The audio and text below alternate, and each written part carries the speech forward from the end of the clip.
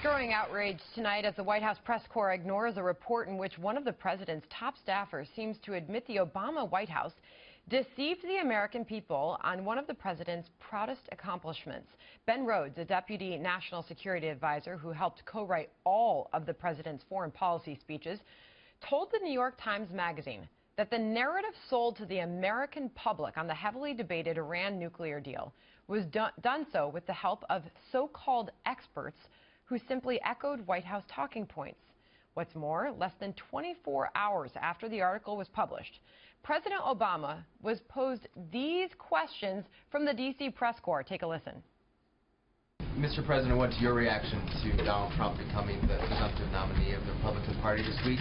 What did Speaker Ryan's comments tell you about the state of the Republican Party? I'm wondering what that says, that the nation's capital, their own metro system, was closed for 24 hours and that it's having a number of safety-related problems. Did you see Donald Trump's taco bowl tweet and your thoughts on it? Howard Kurtz is host of Fox News Media Buzz, and I'm quite certain he has something to say about those questions we heard today during the noon hour. Well, we had to find out about Trump's taco tweet. Well, That's there was no important. comment, by the way, on that.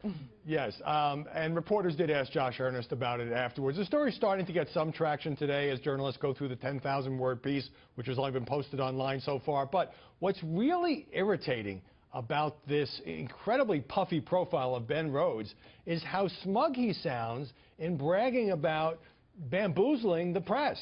He talks about using the media as an echo chamber. He and his deputies say that reporters know nothing about policy, these young reporters they deal with, and so they feed them color and talking points, which are then kind of repeated online and on Twitter. And, you know, it's not that this doesn't go on to some degree in every administration, but usually you don't have a deputy national security advisor bragging about it on the record.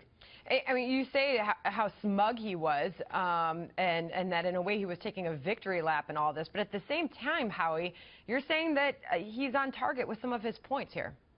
Yeah, I do think that Ben Rhodes makes a couple of good points, which I want to grant. One is he says that increasingly, because I hear this from other politicians and other candidates, they deal with a lot of 20-something reporters who have only covered campaigns and don't know anything about policy. Therefore, obviously, a little easier to spin. And also, he makes the point that when it comes to foreign policy, as newsrooms have slashed their staffs and closed foreign bureaus, a lot of the more experienced veterans have been sidelined. So there is that. But as you noted in the setup, you know, what really has people agog is, I mean, Ben Rhodes would deny that he engaged in deception, but a lot of people have looked at it, including our own James Rosen, say that's pretty much what it is, particularly when it came to the selling of the Iran nuclear deal. I mean, you're the media guy. Does any of this surprise you, Howie?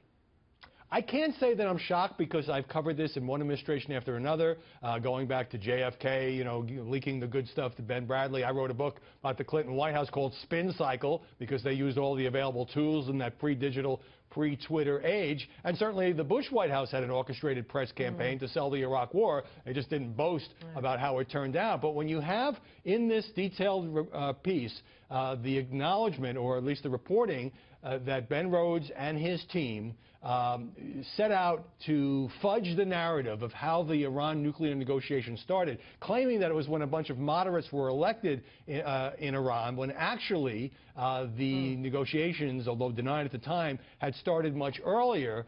That seems to me to go just beyond spin, talking points, color, leaks, to kind of not being straight about the facts. All right, Howie Kurtz, thank you for joining us tonight. Good to see you.